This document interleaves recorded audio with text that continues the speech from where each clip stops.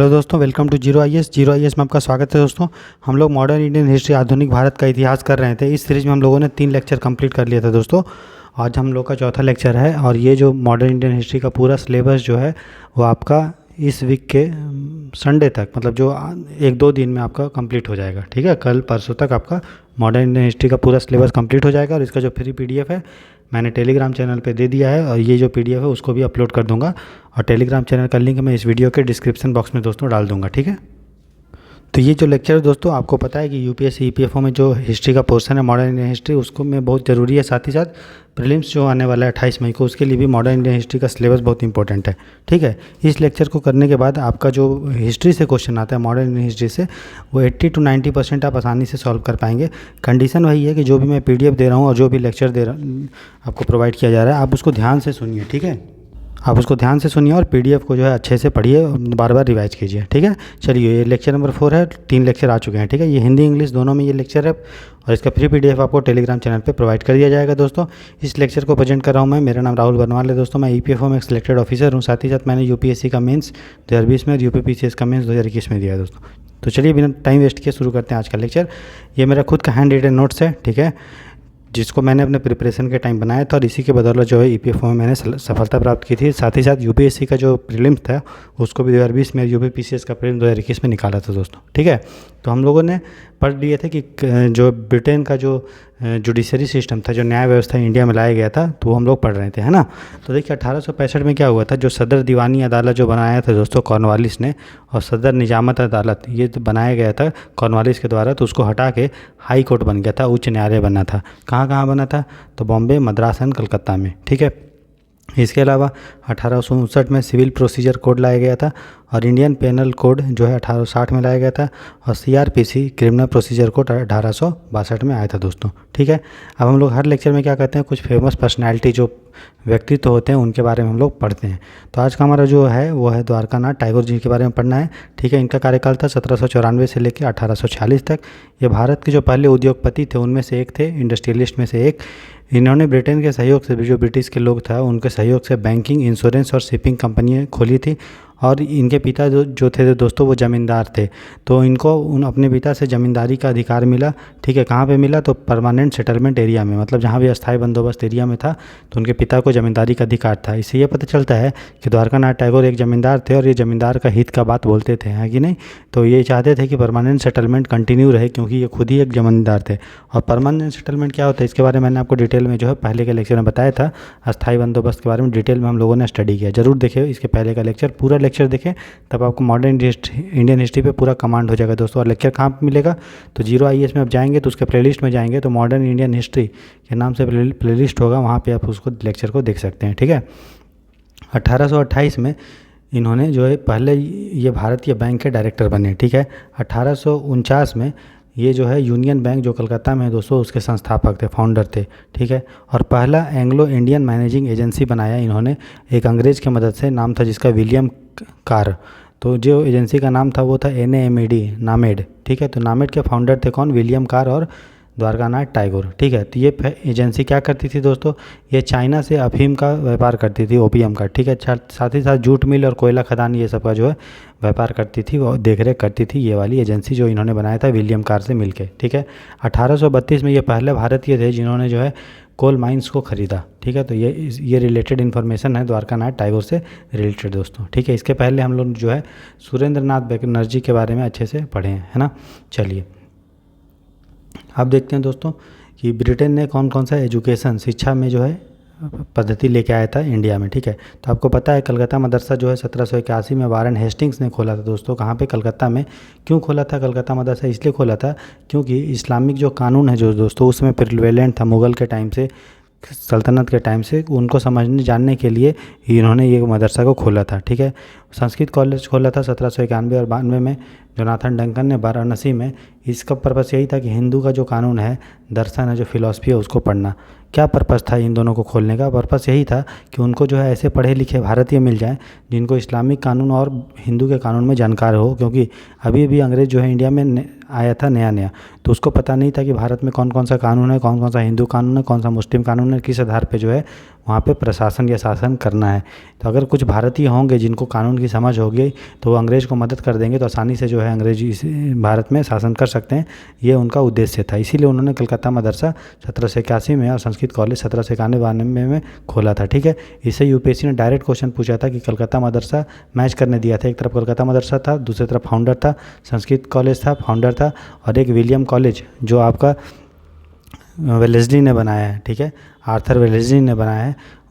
वो तीनों चीज़ एक तरफ था और संस्था का नाम एक तरफ था। तो आपको याद रखना है Calcutta Madrasa Hastings, Sanskrit college Duncan, और विलियम कॉलेज, ठीक है, जो खोला गया था सेंट विलियम कॉलेज, वो आपका खोला गया था वेलेस्ली के द्वारा। ठीक है, चलिए, तो इसी तरह एशियाटिक सोसाइटी खोला था विलियम जोन्स ने दोस्तों 1784 में। क्या पर्पज़ था एशियाटिक सोसाइटी का? इसका पर्पज़ था कि भारतीय और पूर्व जो इंडिया है दोस्तों, और मतलब ब्रिटेन, देखिए यहाँ पे ब्रिटेन है, और ब्रिटेन के पूर्व में ईस्ट में क्या है? इंडिया है।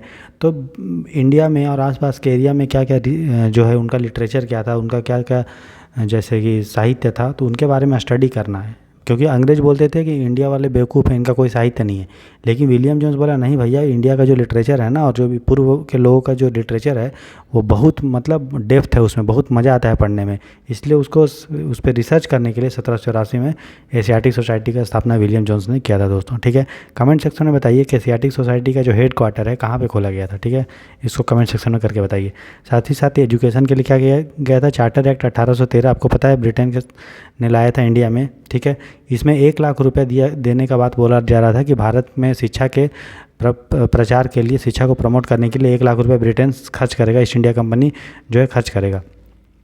और ये 1 लाख रुपये 1823 में जो है भारत को दिया गया ताकि वो आसानी से खर्च कर पाए। और पैसा कैसे खर्च होगा, हमको किस में खर्च करना है? इंग्लिश के शिक्षा में करना है कि भारतीय शिक्षा में करना है, कैसे करना है?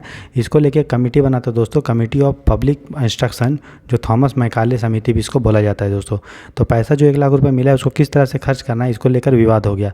तो एक तरफ तो थे एंग्लिस्ट मतलब जो बोलते थे कि भैया कि हम लोग को जो 1 लाख रुपये जो मिला है उसको आधुनिक और पश्चिमी शिक्षा विज्ञान पे फोकस करना चाहिए, सिर्फ और सिर्फ मॉडर्न वेस्टर्न एजुकेशन और साइंस पे करना चाहिए। और किस भाषा में देना चाहिए ये सब शिक्षा? तो बोला कि इंग्लिश में देना चाहिए। और ठीक है, मतलब हम लोग सिर्फ वेस्टर्न एजुकेशन भारत में दो, ऐसा ही इंग्लिश वाले लोग बोल रहे थे, और सिर्फ इंग्लिश में दो। ठीक है, और इसके समर्थक कौन थे, कौन ऐसा बात बोल रहे थे? उनका नाम था चार्ल्स ट्रैवेलन या एल्फिंस्टन। तो याद रखिएगा नाम, चार्ल्स ट्रैवेलन एंड एल्फिंस्टन जो था इंग्लिश थे, जो बोलते थे कि भारत में जो 1 लाख रुपए मिला है चार्टर एक्ट के अंडर में, उसको पैसा सिर्फ खर्च करना चाहिए मॉडर्न एजुकेशन सिस्टम देने में और वेस्टर्न एजुकेशन, मतलब यूरोप का जो एजुकेशन सिस्टम है वो देने में खर्च करना चाहिए, और देने का जो माध्यम होना चाहिए, भाषा होना चाहिए, वो इंग्लिश में प्रोवाइड करना चाहिए। ठीक है, वहीं दूसरी तरफ इसके जस्ट अपोजिट थे ओरिएंटलिस्ट। ठीक है, ओरिएंटलिस्ट ये बोलते थे कि भाषा हम लोग को जो है भारत का जो परंपरागत भाषा रहा है, योग रहा है और दर्शन रहा है, वो सब पढ़ा है वो इसको, है ना। ठीक, और भाषा किस आधार मतलब कौन से लैंग्वेज में पढ़ाओ? तो बोल रहा है कि वर्नाकुलर देसी भाषा में पढ़ाओ, इंग्लिश भाषा में मत पढ़ाओ, देसी भाषा में पढ़ाओ। देखो, ये बोल रहा है इंग्लिश में पढ़ाने, ये बोल रहा है देसी में पढ़ाने। ये बोल रहा है कि मॉडर्न एजुकेशन, ये बोल रहा है मॉडर्न नहीं, परंपरागत एजुकेशन। तो दोनों एक दूसरे का क्या है? अपोजिट है। तो इसी को लेकर दोनों में क्या हुआ? विवाद हो गया। ठीक है, और ये सब विवाद हो रहा है जब ये कमेटी जो है डिस्कशन कर रही है, तब जब थॉमस मैकाले कमेटी बनी थी उसमें ये सब डिस्कशन हो रहा है। इसके समर्थक कौन थे, सपोर्टर कौन थे? उसका नाम था हेमैन विल्सन और एच.टी. प्रिंसेप। ठीक है, ये 2 लोग थे। तो फिर इन दोनों को लेके विवाद हो गया। विवाद जब हो गया दोस्तों, तो जो मैकाले था ना, मैकाले कमेटी के समक्ष ये दोनों ने अपना मत रखा, अपना विचार रखा। थॉमस मैकाले खुद ही बहुत बदमाश था, ये चाहता था कि भाई सिर्फ इंग्लिश का प्रमोशन हो। तो थॉमस ने अपना मिनट दिया, मिनट का मतलब होता है अपना बात रखा, क्योंकि समिति अपना रिपोर्ट रखेगी। तो रिपोर्ट में ये बोला कि जो भी 1 लाख रुपये मिल रहा है उसको वेस्टर्न साइंस पे खर्चा करो, मतलब वेस्टर्न एजुकेशन पे करो, और वो शिक्षा इंग्लिश में दिया जाना चाहिए, ना कि देसी भाषा में। और ये यहाँ तक इसने ये बोल दिया कि भारतीय का जो भाषा है, लैंग्वेज है, वो बहुत पिछड़ा है, बैकवर्ड है और पूरी तरह से विकसित नहीं है। मतलब इतना ये मतलब कमीना इंसान था, बदमाश इंसान था कि बोल दिया कि भारत का लैंग्वेज जो है वो एकदम पिछड़ा है। ठीक है, हम लोग इंग्लिश पे फोकस करो और वेस्टर्न साइंस पे करो, इंडिया का लिटरेचर में कुछ रखा नहीं है। ठीक है, मतलब ये किसका बात मान लिया दोस्तों? इंग्लिश का बात मान लिया। क्यों माना? क्योंकि खुद ही ये भैया इंग्लिश मीडियम वाले मतलब उस टाइप के थे, समझ रहे हो आप। तो मैकाले ये बोला कि देखो, हम लोग को ऐसा इंडियन की ज़रूरत है, ठीक है, जो देखने में और सुनने में सब चीज़, रंग में, रूप में सब इंडियन हो देखने में, लेकिन उनका जो विचार हो, इनका जो सोच हो, उनका जो टेस्ट हो, वो विदेशी हो। कहने का मतलब ये है कि आप जो है देखने उखने में ये हो, लेकिन आप खाओ मोमोज। हम कहने का मतलब बता रहे हैं, ठीक है।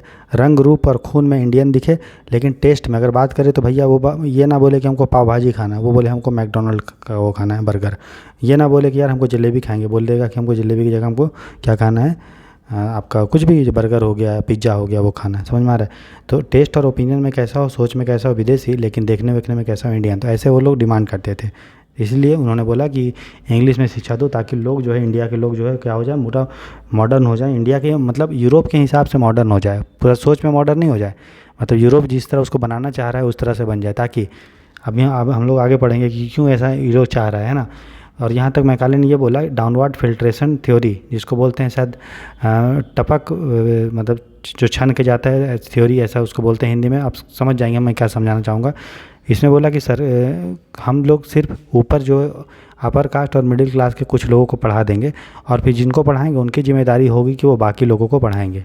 मतलब अंग्रेज बोली कि हम सिर्फ ऊपर वाले को पढ़ाएंगे, बस हम नीचे वाले से हमको कोई मतलब नहीं है दोस्तों। समझ में आ रहा है। इसका मतलब क्या हो रहा है, ऊपर से छन छन के चीज़ नीचे आएगा, मतलब ऊपर वाले फिर नीचे को पढ़ाएंगे, नीचे वाले फिर नीचे नीचे ऐसे ऐसे पढ़ाएंगे। इसलिए उसको डाउनवर्ड फिल्ट्रेशन बोलते हैं। जिस तरह फिल्टर आपने यूज करते होंगे, स्कूल में यूज किए होंगे, तो यहाँ से पानी डालते तो छन छन करके नीचे आता है। उसी तरह ऊपर में एजुकेशन दे दो तो छन छन करके जो है ये लोग नीचे लोग को पढ़ाएंगे। कौन पढ़ाएगा, ऊपर वाले लोग। बात समझ में आया।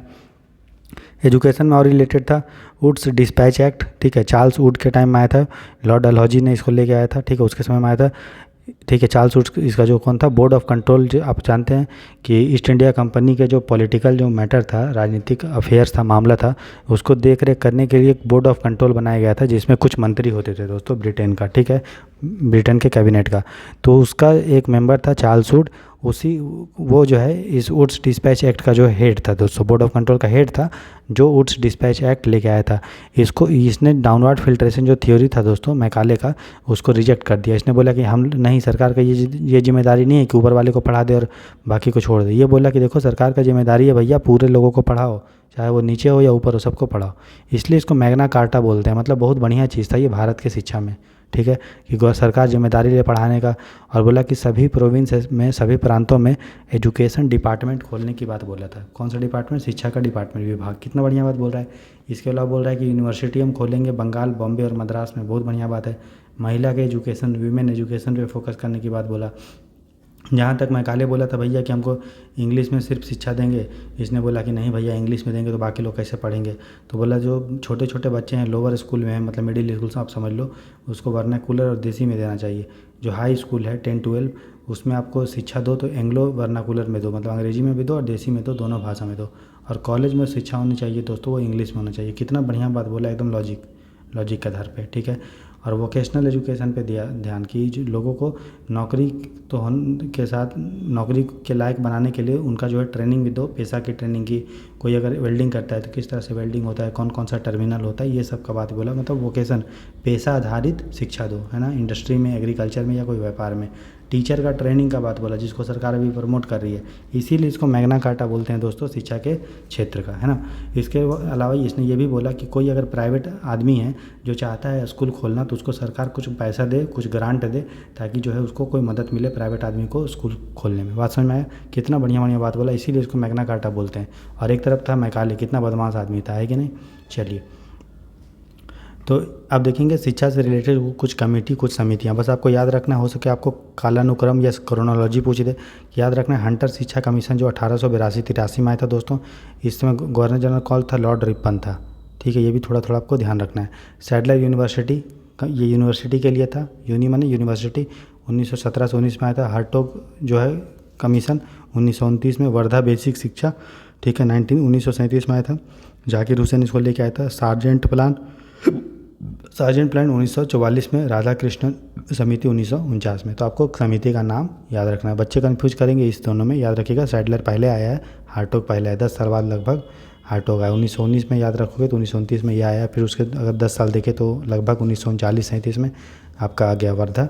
फिर उसके अगर 10 साल बाद देखें, 47 अगर ले लो इसको, तो ये और राधा कृष्णन 2 साल बाद। ऐसे करके आप मोटा मोटी याद कर लो, ठीक है।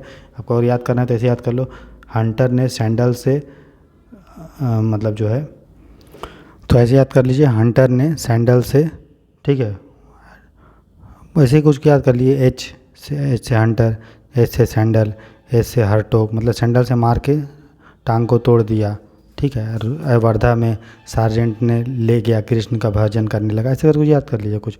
हंटर ने सैंडल से मार के तोड़ दिया और फिर उसको वर्धा में सार्जेंट उसको ले गया हॉस्पिटल में, जहाँ पे वो कृष्ण का भक्ति करने लगा। ऐसे करके आप याद कर लो, ठीक है, क्योंकि हमें याद करना है और क्रोनोलॉजी को समझ के जो है क्वेश्चन को सही करना है दोस्तों, ठीक है। अब देखिए रेलवे में ब्रिटेन ने क्या क्या किया रेलवे के लिए।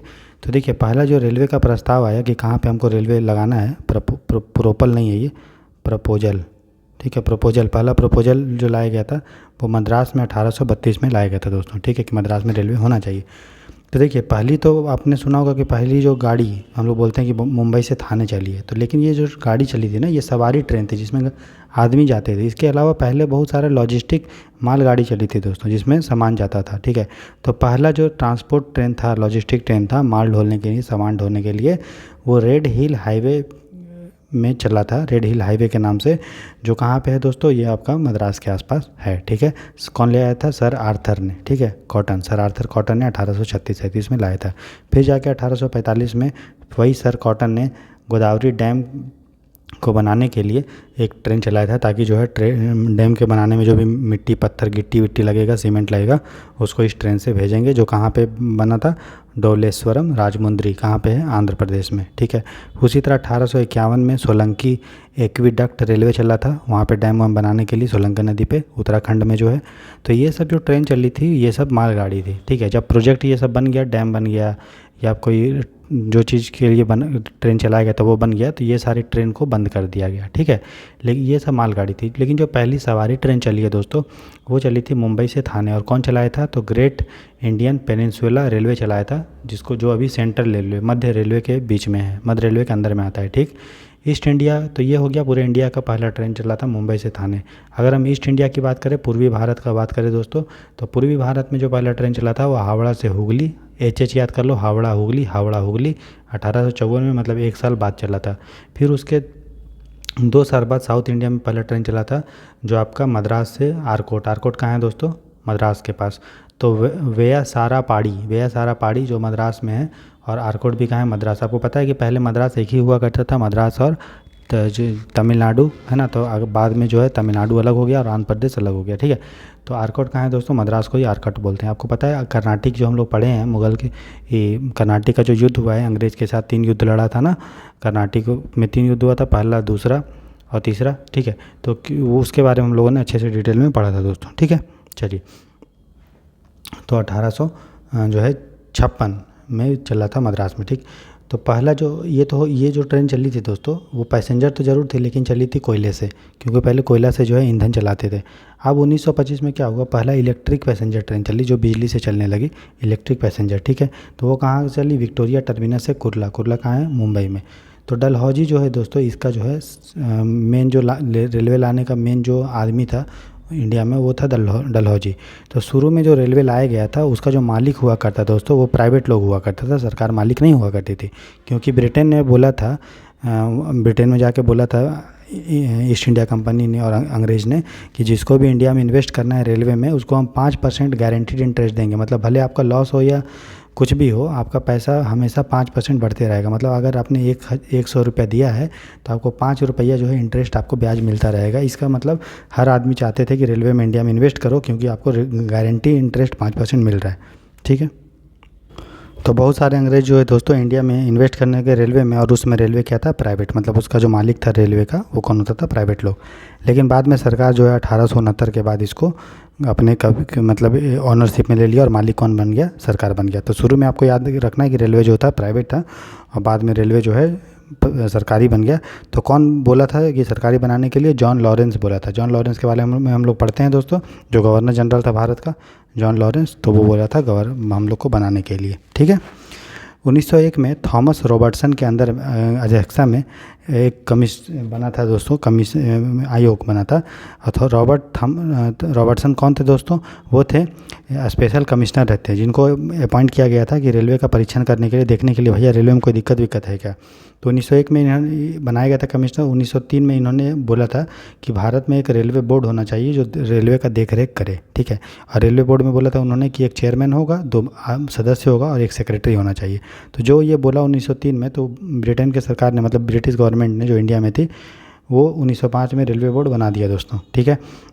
रेलवे बोर्ड बनने के बाद जहाँ पे रेलवे पहले जो है सरकार के अंदर में नहीं हुआ करती थी, पहले प्राइवेट लोग थे, तो 1905 में जब रेलवे बोर्ड बन गया दोस्तों, तो पहले ये इंडिपेंडेंट हुआ करती थी रेलवे, तो लेकिन अब क्या किया गया, रेलवे बोर्ड जो है अब सरकार के अधीन बना दिया गया, ठीक है। गवर्नमेंट के अधीन हो गई रेलवे बोर्ड, मतलब अब पूरा रेलवे जो है सरकार के अधीन हो गया। ऐसे तो देखिएगा तो 1869 में सरकार ने इसको कैप्चर कर लिया, मतलब ऑनरशिप, मालिकाना हक ले लिया, लेकिन 1905 में जो है जब रेलवे बोर्ड बन गया तब वो गवर्नमेंट के अधीन हो गया, ठीक है। रेलवे से रिलेटेड कुछ समिति है, आपको समिति का नाम याद रखना है। 1907 में सर जेम्स मैकी, ये क्या नाम है, सर जेम्स मैकी के अध्यक्षता में जो है बना था आपका, ठीक है। ठीक है, तो 1907 में सर जेम्स मैकी की अध्यक्षता में रेलवे में की एक समिति बनी थी। 1920 में बहुत इंपॉर्टेंट है ये, विलियम एकवर्थ समिति बनी थी दोस्तों, जिसमें 10 सदस्य थे और 3 भारतीय थे।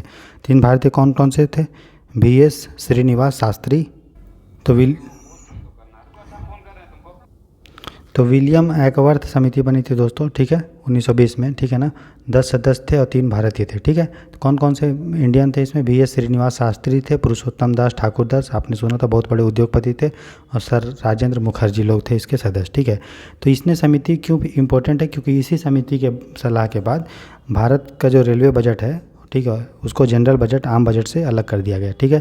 तो ये जब तक मोदी नहीं आया था, मोदी जी, तो 2016 तक जो है रेलवे बजट और जनरल बजट दोनों साथ साथ, दोनों अलग अलग आता था, ठीक है ना। रेलवे बजट और जनरल बजट दोनों अलग अलग आता था, लेकिन 2016 के बाद जनरल बजट के साथ जो है रेलवे बजट आने लगा। तो रेलवे बजट को जो हम लोग सेपरेट अलग अलग प्रस्तुत करने लगे, वो क्यों करने लगे, क्योंकि एकवर्थ समिति ने बोला था। तो एकवर्थ समिति जब बोला था तो उसके उस समय से लेके, मतलब 1924-25 से लेके 2015-16 तक जनरल बजट रेलवे बजट अलग अलग आता था, लेकिन बीजेपी की जब गवर्नमेंट आई तो 16 के बाद जो है दोनों बजट साथ में आने लगा, ठीक है। समझ में आ गया आपको इतना। इसके अलावा और भी समिति बनी थी रेलवे से रिलेटेड, नाम था PA पोप समिति, ठीक है, 1932-33, KC नियोगी समिति 1947, ठीक है। अब देखते हैं टेलीग्राफ के लिए क्या क्या अंग्रेज ने किया। तो देखिए, पहला जो टेलीग्राफ था, आपको टेलीग्राफ पता है दोस्तों, एक मशीन होता था, है ना, उसमें कुछ भी आप टिक टिक टिक टिक करोगे तो यहाँ टाइप होके फिर इधर से जो है चला जाता था, तार के थ्रू चला जाता था, और फिर जो है यहाँ पे कोई आदमी रहता था, उसको रिसीव होके कागज़ में लिख के निकल जाता था, ठीक है।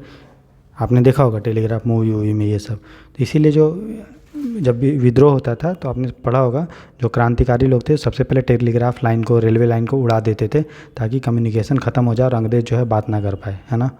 तो पहला जो टेलीग्राफ चला था दोस्तों वो 1850-51 में कलकत्ता से डायमंड हार्बर चला था, दोनों जो है बंगाल में, डायमंड हार्बर भी बंगाल में, कलकत्ता भी बंगाल में। यूनाइटेड किंगडम, यूके में, यूनाइटेड किंगडम और इंडिया के बीच में पहली बार जब टेलीग्राफ चली थी वो 1870 में चला था। चलाया कौन था, तो एक कंपनी चलाया था, जिसको बनाया था कौन, जॉन पेंडर। तो किसने चलाया था, British India submarine telegraph company ने चलाया था, जिसका फाउंडर था जॉन पेंडर। उसी तरह हम लोगों ने कोशिश भी किया था कि कराची को जोड़ने के लिए भारत से, लेकिन जो है नहीं जुड़ पाया था, ठीक है। तो असफल प्रयास किया गया था टेलीग्राफ के द्वारा कराची को जोड़ने का। अगर हम मुद्रा की बात करें, करेंसी में क्या क्या हुआ था, तो रुपया जो है दोस्तों भारत का लीगल टेंडर बन गया। लीगल टेंडर मतलब कोई भी आदमी, मैंने आपको इकोनॉमी पढ़ाया है कि लीगल टेंडर क्या होता है, कि कोई भी आदमी रुपया में लेन देन को स्वीकार, मतलब नकार नहीं सकता है, रिजेक्ट नहीं कर सकता है। अगर मैंने मैगी लिया तो मैं उसको 12 रुपये अगर दे रहा हूँ तो उसको लेना ही पड़ेगा। मैं इसके बदले अगर इसको बोल रहा हूँ कि यार मैं तुमको 2 पेंसिल दे देता हूँ 6-6 रुपये का, तो ये नहीं लेगा। क्यों, क्योंकि पेंसिल लीगल टेंडर नहीं है। तो लीगल टेंडर मतलब ऐसा मुद्रा जिसको सरकार ने लाया है, चाहे वो कॉइन हो या करेंसी हो, नोट हो या सिक्का हो, जिसको सामने वाला आदमी रिजेक्ट नहीं कर सकता है लेने से, ठीक है, तो उसको हम लोग लीगल टेंडर बोलते हैं। तो रुपया लीगल टेंडर कब बना दोस्तों, 1835 के बाद, ठीक है। अब देखेंगे ब्रिटिश रूल का, शासन का क्या इम्पैक्ट पड़ा, क्या प्रभाव पड़ा भारत में।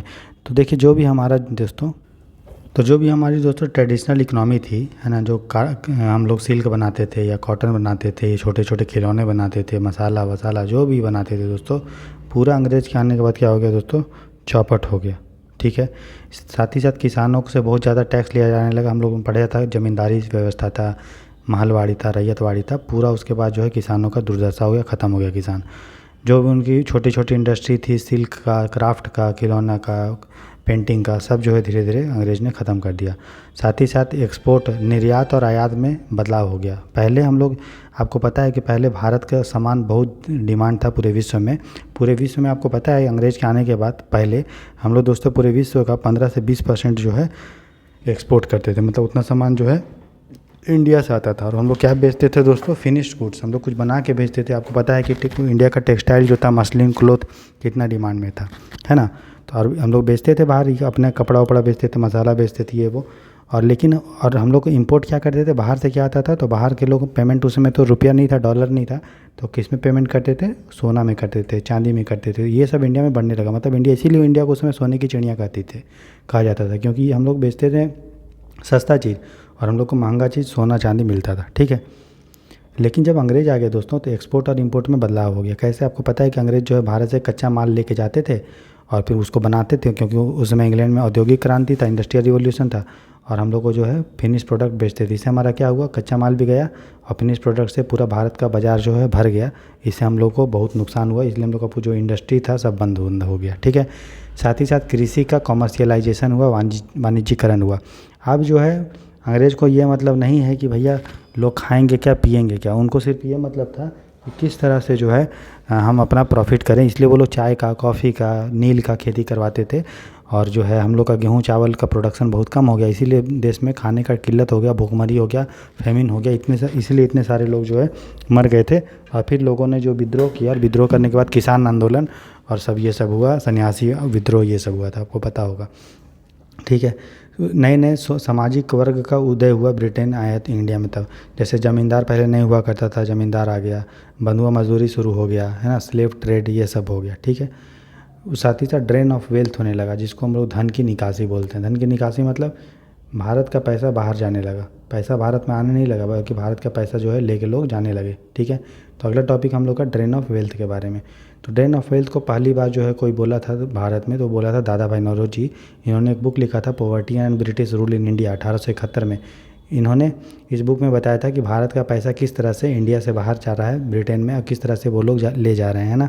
तो बोला कि बुराई तो बहुत चीज़ है, लेकिन गरीबी भी बुराई है, बेरोजगारी भी बुराई है, सब चीज़ बुराई है, लेकिन सभी बुराइयों का बुराई जो है, सभी बुराइयों का बाप जो है वो क्या है, ड्रेन ऑफ वेल्थ। अगर ड्रेन ऑफ वेल्थ हो रहा है, इसीलिए भारत में बुराई हो रहा है, गरीबी हो रहा है और ये सब हो रहा है, ठीक है।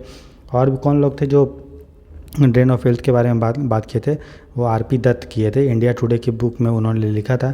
एमजी रनाडे एक बुक लिखे थे, एसे ऑन इंडियन इकोनॉमिक्स। ये सब आपको याद करना है, नाम डायरेक्ट दे देगा मैं मिलाने के लिए। एसे ऑन इंडियन इकोनॉमिक्स कौन लिखा था, तो रनाडे। इंडिया टुडे कौन, तो RP Dutt. Poverty and British rule in India कौन, तो नरोजी, ठीक है। तो ये लोग भी जो है ड्रेन ऑफ वेल्थ का बात बोले थे। इसके अलावा जी सुब्रमण्यम अय्यर हो, आरसी दत्त। आरसी दत्त ने एक बुक लिखा था, नाम है इकोनॉमिक हिस्ट्री ऑफ इंडिया। उसमें उन्होंने ड्रेन ऑफ वेल्थ का बात किया था। गोपाल कृष्ण गोखले, जीवी जोशी और पीसी रे, ये सभी लोग ड्रेन ऑफ वेल्थ का, धन की निकासी का बात किए थे दोस्तों। अब ड्रेन ऑफ वेल्थ का क्या क्या अंग है, जैसे दादा भाई नौरोजी बताया कि किस तरह से भारत का पैसा बाहर जा रहा है। तो कैसे जा रहा है, तो कोई भी ब्रिटेन का आदमी है जो इंडिया में जॉब किया था, गवर्नर या कोई भी ऑफिसर, तो रिटायरमेंट होने के बाद उसको पेंशन दिया जाता है। तो वो पेंशन कौन देता था, भारत। तो मतलब भारत का पैसा बाहर जा रहा है। साथ ही साथ यहाँ के जो ऑफिसर्स होते थे ब्रिटेन के, जो इंडिया में जॉब करते थे, तो अपनी फैमिली को रेमिटेंस भेजते थे, उत्प्रेषण भेजते थे। इसका मतलब भारत का पैसा बाहर जा रहा है। इसके अलावा कंपनी को लाभ होता था, तो लाभ कहाँ से कमा रहा है, इंडिया से, मतलब इंडिया का पैसा बाहर जा रहा है। इसके अलावा जो उनकी ब्रिटेन की आर्मी होती थी दोस्तों, वो एशिया और अफ्रीका पर कैप्चर करती थी, लड़ाई करती थी, तो उसका पैसा कहाँ से आता था, भारत से आता था। इसके अलावा ईस्ट इंडिया कंपनी ने अगर लोन लिया, या भारत सरकार जो उसमें ब्रिटेन ने अगर लोन लिया, तो उसका ब्याज कौन देगा, इंडिया देगा। मतलब भारत का पैसा बाहर जा रहा है। इसका मतलब इसका साथ ही साथ आपको ऊपर में देखे थे कि जो लोग भी इंडिया में इन्वेस्ट करते थे, उनको बोला गया था 5% हम जो आपको रिटर्न देंगे, ब्याज देंगे। तो वो इसका मतलब भारत का पैसा रिटर्न के रूप में बाहर जा रहा है। कुछ चीज़ को होम चार्ज के रूप में जाना जाता था। मतलब होम चार्ज भी जो था वो ड्रेन ऑफ वेल्थ का एक पार्ट था, अंग था। तो होम चार्ज में क्या आप समझते हैं, तो होम चार्ज का मतलब देखिए, भारत सरकार जो होती थी दोस्तों, ठीक है, मतलब उसमें ब्रिटेन की गवर्नमेंट थी, तो उसी को भारत सरकार बोलते थे। तो उसका जो ऑफिस होता था वो इंग्लैंड में भी होता था।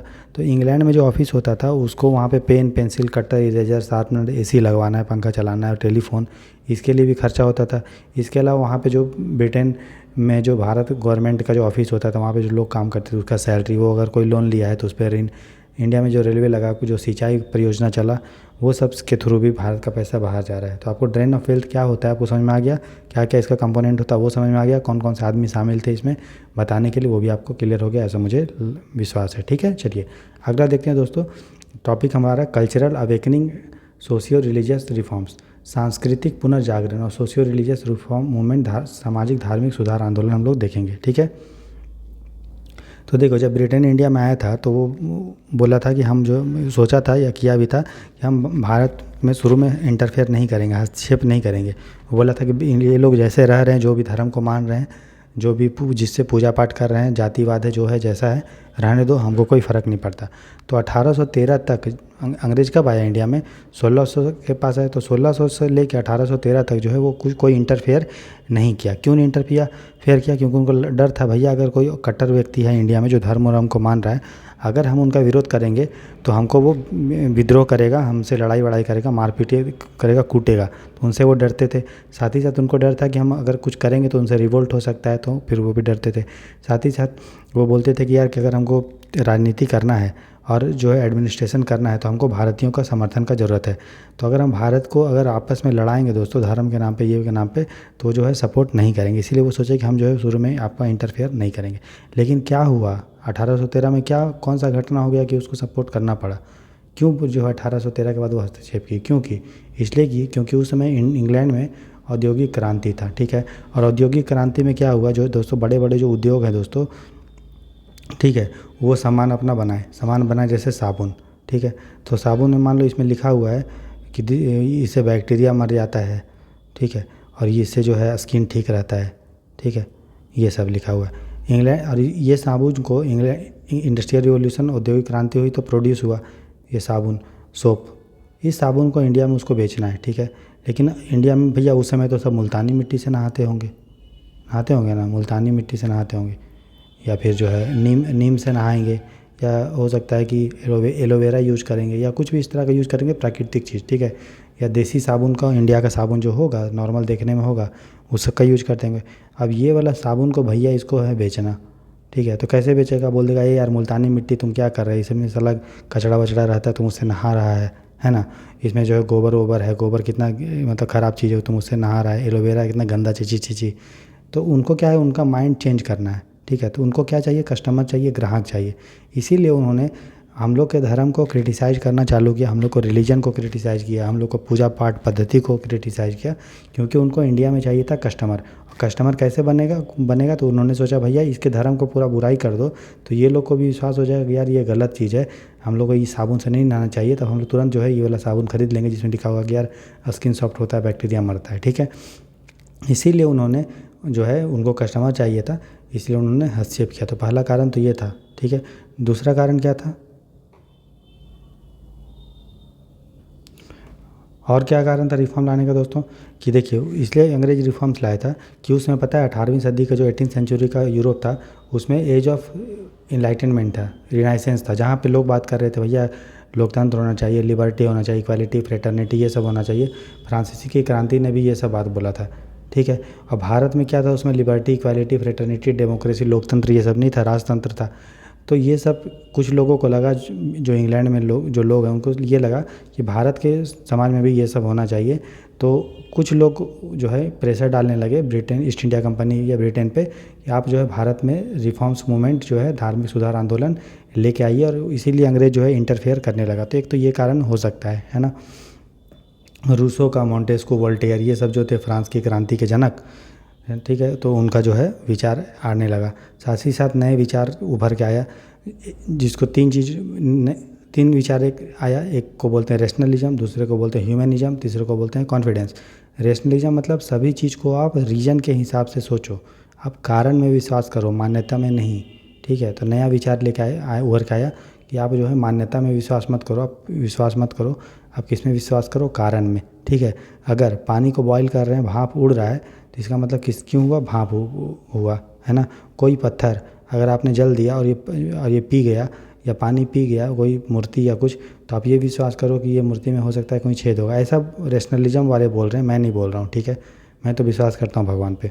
ठीक है, तो रेशनलिज्म वाले बोल रहे हैं कि कारण में विश्वास करो। ठीक है, ह्यूमनिज्म मतलब मानव से प्यार करो, हर मानव बराबर है, ऐसा बात करो। ठीक है, कॉन्फिडेंस मतलब व्यक्ति को विकास करने का क्षमता होना चाहिए, ऐसा उससे विश्वास करना है कि मेरे में कॉन्फिडेंस है कि मैं जो विकास कर सकता हूँ। ठीक है, तो ये तीनों जो था, रेशनलिज्म था, ह्यूमनिज्म था, कॉन्फिडेंस था, ये तीनों चीज़ बताया कि प्रत्येक मनुष्य जो है समान है, इसलिए उसका रिस्पेक्ट करो। समाज में बदलाव ज़रूरी है, चेंज सोसाइटी में होना चाहिए। और ये जो तीन था दोस्तों, यही तीनों चीज़ आगे जाके जो हम लोग का जो धार्मिक सुधार आंदोलन था उसका बौद्धिक आधार बना। मतलब लोग सोचने लगे कि क्यों हम चेंज करें समाज में, क्यों हम सती को हटाएं, क्यों क्यों विधवा का विवाह पुनर्विवाह करवाएं, है ना, चाइल्ड मैरिज को क्यों बंद करें, जाति व्यवस्था को क्यों ख़त्म करें। तो ये तीन चीज़ जो है आधार बन गया। इसी के आधार पे जो है सब अपना मत रखने लगे, विचार रखने लगे। बात समझ में आया। तो हम लोग देखिए, अगर ब्रिटेन ने कुछ सुधार किया, ठीक है किया, तो क्या वो सुधार सही में वाकई में एक सुधार था? नहीं था। क्योंकि जो भी ब्रिटेन ने सुधार किया दोस्तों, वो इसलिए किया क्योंकि उसको चाहिए था भारत में कस्टमर। तो कस्टमर बनाने के लिए, ग्राहक बनाने के लिए हम लोगों को ऊपर ऊपर सिर्फ टेस्ट को चेंज कर दिया, हम लोग के धर्म को बुराई बता दिया, हम लोगों को लोकतंत्र के बारे में नहीं बताया।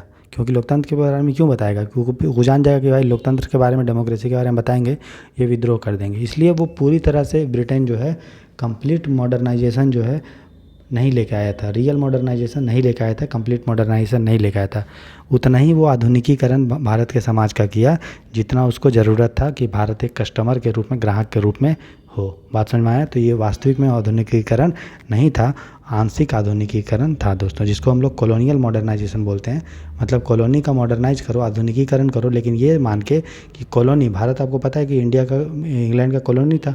तो कॉलोनी एक मतलब आपका एक जरिया हो कि कॉलोनी को हमको लूटना है, खसूटना है, शोषण करना है, एक्सप्लॉइट करना है, इसीलिए आप वहाँ का लोगों को हल्का फुल्का मॉडर्नाइज कर रहे हो दोस्तों, ठीक है।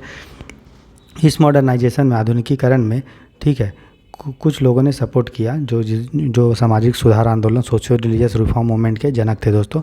जैसे राजा राम मोहन राय, ठीक है, जो ये बोलते थे कि भारत का जो समाज है दोस्तों वो स्थिर है, वो अपंग हो चुका है क्योंकि भेदभाव बहुत हो रहा है, इसलिए इसको मुक्ति चाहिए, इसको जो है चेंज करना पड़ेगा भारत के समाज को, ठीक है। और समाज में चेंज तभी होगा जब हम पाश्चात्य का जो विज्ञान होगा और ह्यूमनिज्म मतलब मानव का बात करेंगे। वो मानते थे कि सभी मनुष्य जो हैं बराबर हैं दोस्तों, सभी का रिस्पेक्ट करना चाहिए, यही तो मानवतावाद है ना। तो बोलते थे कि मुक्ति तभी मिलेगा जब हम प्राचीन मतलब पाश्चात्य वेस्टर्न साइंस को मानेंगे और मानवता की बात बोलेंगे, ठीक है। तो अंग्रेज़ तो सुधार किया 1813 के बाद कुछ सुधार किया, लेकिन कुछ देर बाद आपको ने पढ़ा होगा कि 1857 की जब क्रांति हो गई तो उसके बाद अंग्रेज़ जो है रोक दिया, सुधार को नहीं करने लगा। क्यों नहीं करने लगा? क्योंकि उस समय भारत में नेशनलिज्म जो है बढ़ने लगा। क्योंकि अंग्रेज़ तो बोला था कि यार तुम अपने धर्म का बुराई करो, थोड़ा थोड़ा चलो पढ़ो बढ़ो भी, तो वो ये सोच के नहीं चल रहा था। उसको सिर्फ इतना मतलब था कि यार सिर्फ अच्छा सा मेरा ग्राहक बन जाइए।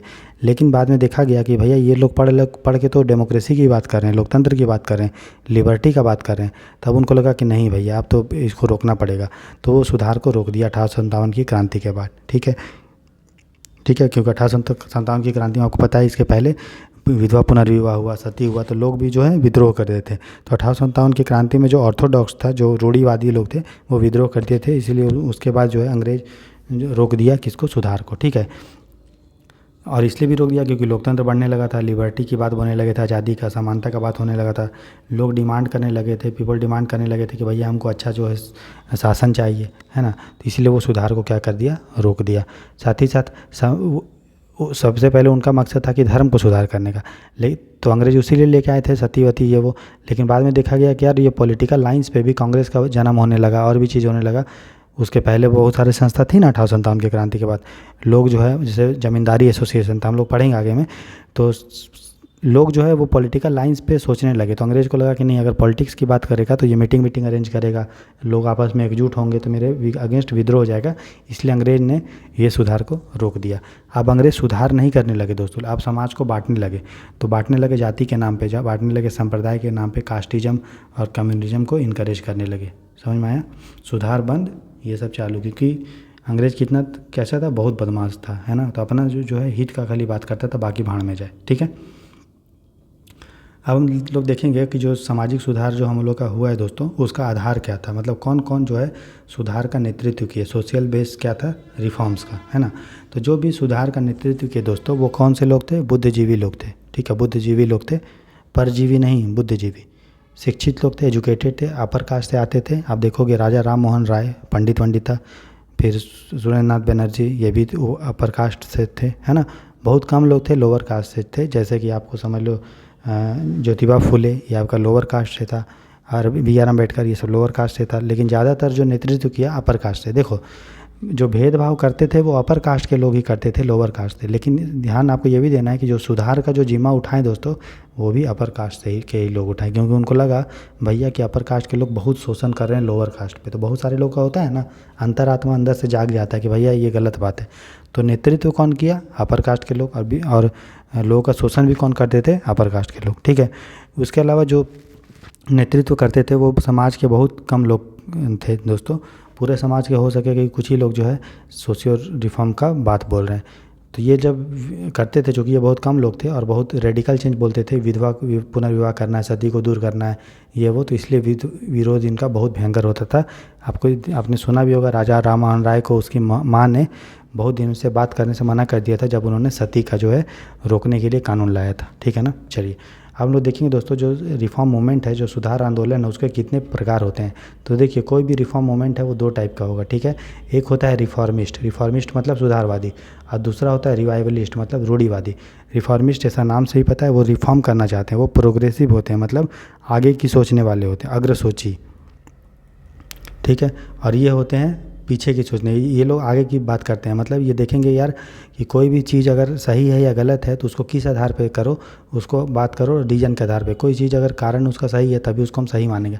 अब सती को राजा राम मोहन राय ने बोला कि यार कोई भी इसका जो धर्म है, कोई भी वैदिक स्क्रिप्चर, कोई भी वैदिक साहित्य जो है इसको मान्यता नहीं देता है सती का। और क्या कारण है, सती हम क्यों कराएंगे? तो कारण के आधार पे किसी चीज़ को जज करो, ये बोलते थे रिफॉर्मिस्ट। साथ ही साथ ये बोलते थे अपने अंतर मन की सुनो, अंतर मन की बात करो, तभी आप उसको सही बोलो, है ना। जैसे इसमें एग्जाम्पल थे ब्रह्म समाज, इसके एग्जाम्पल थे प्रार्थना समाज, इसके एग्जाम्पल थे अलीगढ़ मूवमेंट। इसके बारे में हम डिटेल में दोस्तों आने वाले लेक्चर में पढ़ेंगे, ठीक है। और दूसरा थे दोस्तों रिवाइवलिस्ट, रूढ़िवादी, जो बोलते थे भैया देखो हमको प्रोग्रेसिव नहीं होना है, हमको रिग्रेसिव होना है। रिग्रेसिव का मतलब हम अपने इंडिया के पास्ट का जो अपना इतिहास है दोस्तों, एंशिएंट हिस्ट्री का, उसके बारे में सोचेंगे, पुराने कल्चर के बारे में सोचेंगे कि किस तरह जैसे हम लोग पूरे विश्व पे मतलब पूरे इंडिया पे जो है राज करते थे, है ना। और किस तरह से हम लोग का हड़प्पा संस्कृति था, वैदिक कल्चर था, मौर्यन था, तो इसके बारे में वो बोलते थे, ठीक है। ये ट्रेडिशन का अपील करते थे कि आप वृक्ष की पूजा करो, पीपल की पूजा करो, ये सब थे। इसमें एग्जाम्पल थे आपका आर्य समाज, इसका एग्जाम्पल था देवबंद मूवमेंट दोस्तों, ठीक है।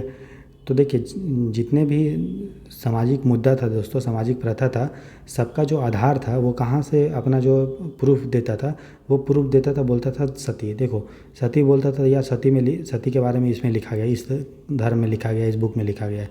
फिर विडो रीमैरिज इसमें लिखा गया, ये इसमें लिखा गया, ये इसमें लिखा गया। मतलब सभी चीज़ धर्म से डिराइव करते थे। इसीलिए आपको हम लोग क्यों धर्म सुधार का बात बोलते हैं, क्योंकि अगर हम लोग धर्म में सुधार कर देंगे दोस्तों तो समाज ऑटोमेटिक जो है चेंज हो जाएगा। इसीलिए जितने भी लोग हैं सब धर्म सुधार की बात बोलते थे कि धर्म को सुधारो, समाज अपने आप सुधर जाएगा। समझ में आया? बिना धर्म सुधार के समाज सुधार संभव नहीं है। क्यों?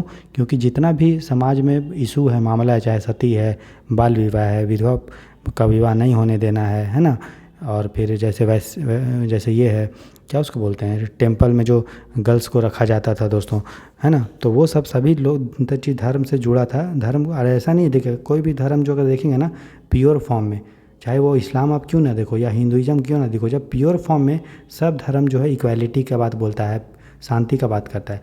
लेकिन जब इस धर्म को जो प्रोपोगेट करने वाले जब अलग अलग लोग हो जाते हैं, तब जाके धर्म जो है बट जाता है ना। ओरिजिनलिटी में सब धर्म जो है इक्वल है। बात समझ में आया? चलिए, तो बिना धर्म सुधार के जो है सामाजिक सुधार पूरा पॉसिबल नहीं है दोस्तों। अब हम लोग देखेंगे महिला से रिलेटेड क्या क्या सुधार हुआ है, महिला केंद्रित वीमेन सेंट्रिक रिफॉर्म्स। तो देखिए बंगाल रेगुलेशन एक्ट 1795 1804 में ये लिखा गया था कि अगर बच्चियों का शिशु हत्या होता है तो वो एक गैर कानूनी होगा, ठीक है। मतलब कोई भी आदमी अगर बच्ची का हत्या करता है तो वो एक मर्डर के बराबर माना जाएगा और उसके अकॉर्डिंग उसको क्या मिलेगा, सज़ा मिलेगा दोस्तों, ठीक है। 1870 एक्ट में लिखा गया था कि सभी परिवारों का ये दायित्व है कि अगर बच्चों का जन्म होता है बच्चों का, तो उसको एक अपना उसका जो बर्थ है उसको रजिस्टर करवाना पड़ेगा, वो एक अनिवार्य है। कोई बच्चा जन्म दिया तो आप उसको रजिस्ट्रेशन कराओ कि मेरा एक बच्चा हुआ है, इस समय हुआ है, ये ठीक है। इसके अलावा 1870 एक्ट में ये भी लिखा गया था कि अब रजिस्ट्रेशन हो गया, लेकिन हो सके कि बाद में कोई परिवार वाला बच्ची को मार दे, तो बच्ची का चेक वेक हो जाके फैमिली कोई जो होगा अधिकारी होगा वो जाके परिवार में चेक करेगा कि जो बच्ची जन्म ली थी, अब रजिस्ट्रेशन से पता चल गया ये बच्ची है, तो वो बच्ची भैया कुछ साल तक जिंदा है कि फैमिली वाले उसको मार दिए, तो ये भी चेक करने का बात बोला गया था।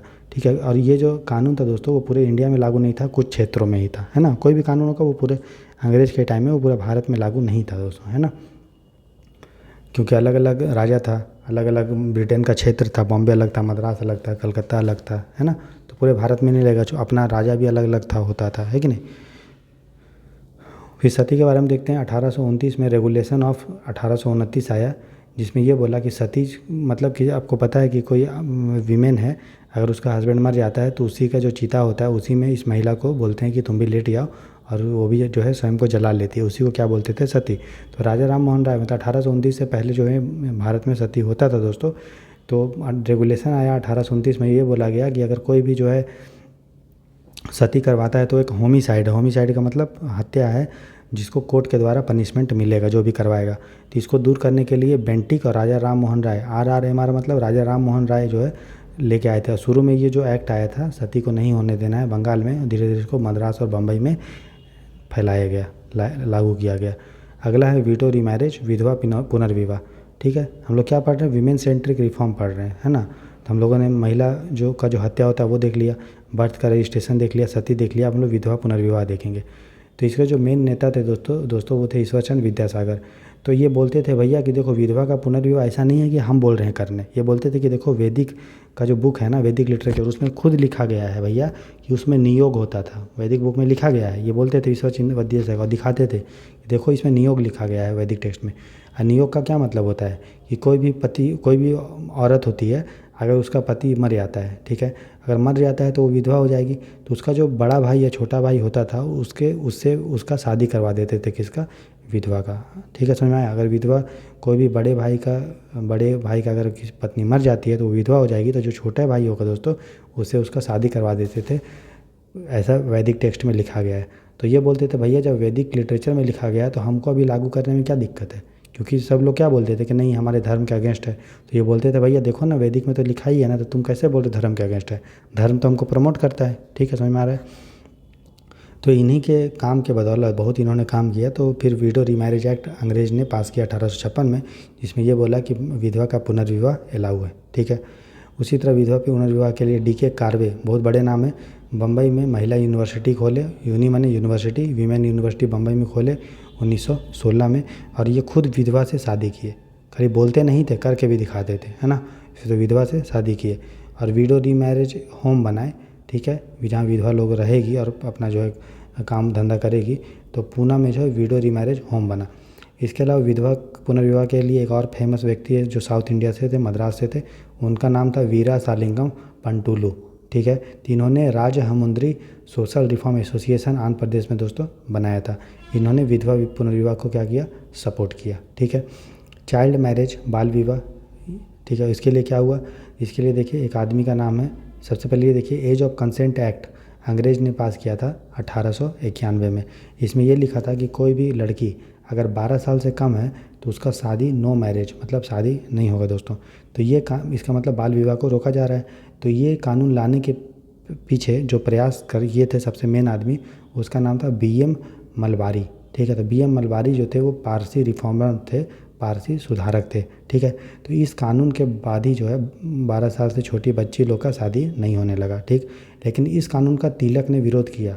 इसका मतलब ये नहीं कि तिलक चाहते थे कि नहीं छोटे बच्चे से शादी करो, नहीं, वो ये बोलते थे भैया कि अंग्रेज़ को कोई हक नहीं है कि हमारे देश के में इंटरफेयर करने का मैटर में, हम सुधार करेंगे लेकिन हम खुद करेंगे, अंग्रेज़ को कोई हक नहीं है। इसीलिए तिलक ने विरोध किया। तिलक ने इसलिए विरोध नहीं किया कि वो चाहते थे कि छोटे छोटे बच्ची का शादी हो, नहीं, हरगिज़ नहीं। तिलक एक बढ़िया इंसान थे, वही चाहते थे भैया कि अंग्रेज़ हमारे देश में इंटरफेयर ना करे, वो जाए यहाँ से, हम सुधार खुद कर लेंगे। ठीक है, साथ ही साथ BM मलबारी जो थे वो सेवा सदन एक संस्था खोले थे दोस्तों 1885 में, जिसका मकसद ये था जो भी एक्सप्लॉइटेड या शोषित महिलाएं हैं जिसके अगेंस्ट शोषण हुआ है वो आसानी से यहाँ पे रह सकती है। ठीक है। साथ ही साथ शारदा एक्ट लाया गया था बाल विवाह को दूर करने के लिए 1929 में, जिसमें लड़का का एज को 18 साल कर दिया गया कि 18 साल के बाद ही शादी होगा, और लड़की का एज 14 साल कर दिया गया, मतलब 14 साल के बाद ही शादी होगा दोस्तों, ठीक है। अब हम देखते हैं महिला शिक्षा को लेकर क्या क्या किया गया। तो देखिए, कलकत्ता फीमेल जुवेनाइल सोसाइटी 1819 खोला गया, कलकत्ता फीमेल जुवेनाइल सोसाइटी 1819, जिसे महिला शिक्षा दिया करता था। कौन देता था? क्रिश्चियन मिशनरी देता था। फिर बेंथुन स्कूल खोला 1849 में, जेईडी बेंथुन ने खोला। प्रेसिडेंट थे ये, कलकत्ता एजुकेशन काउंसिल के प्रेसिडेंट थे जेईडी बेंथुन, उन्होंने बेंथुन स्कूल खोला दोस्तों।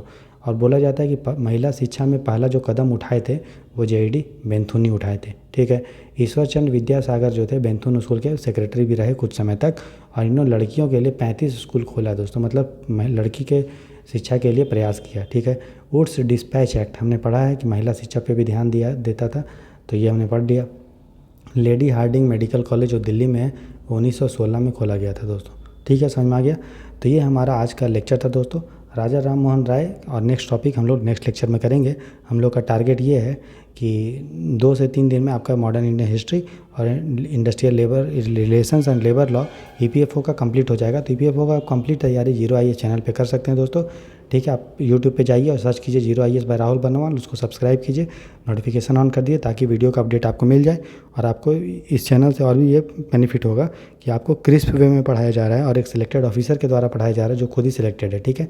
तो आप आसानी से पढ़ सकते हैं और इसका लाभ उठा सकते हैं। पीडीएफ भी आपको टेलीग्राम चैनल पे प्रोवाइड कर दिया जाएगा, आप आसानी से पढ़िए और सफल हों, ठीक है। यही भगवान से मंगल कामना है। इसी के साथ इस लेक्चर को यहीं एंड करता हूँ। God bless you.